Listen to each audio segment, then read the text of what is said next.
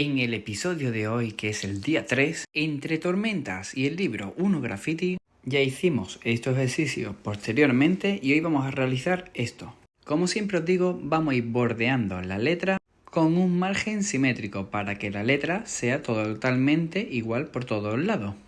Para hacerlo también podemos hacer todas las líneas hacia un lado y luego hacia el otro. También es un ejercicio para memorizar el movimiento de nuestra muñeca. O podemos ir haciéndola de uno en uno, como nos sea más fácil. Y después de varios minutos os voy a decir un tip cómo hacer un círculo. Cogemos los ángulos del cuadrado y vamos manteniendo el pequeño margen. Luego vamos bordeando por fuera y poquito a poco vamos haciendo el círculo que irá haciendo la letra G. Y como en la letra anterior mantenemos el margen y aquí buscamos más o menos la misma altura y poquito a poco ya está terminada. Eso lo hemos hecho con la muñeca y esto es moviendo el brazo. Podemos hacerlo de una sola línea aunque no quedará igual. Yo prefiero ejercitar la muñeca que luego para mí es mucho mejor. Y esto es lo que yo me refiero a mover la muñeca. Así que nada, seguimos con los próximos ejercicios. En la letra H todos son líneas rectas menos las partes de las terminaciones. Como veis, esto es un ejercicio para practicar las líneas rectas. Y recordamos que el cuadrado nos sirve de referencia para hacer las letras del mismo tamaño. Y una vez terminado, pasamos a los números. En estos números también podemos observar las pequeñas curvas e igual que las líneas. Podemos ver aquí la línea recta y aquí una pequeña circunferencia y luego la línea recta de nuevo.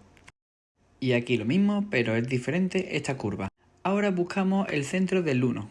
Bordeamos a ambos lados y buscamos la inclinación y la altura de la parte. Ahora esta parte es una línea recta y ya tenemos el número 1.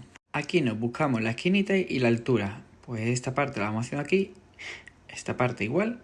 Subimos hasta la altura donde empezaría la curvatura del 2 y vamos cerrando poco a poco. No pasa nada si queda un poquito diferente. El número 3 hacemos lo mismo, buscamos los ángulos y empezamos con la parte recta y luego vamos buscando los ángulos que nos debería ayudar.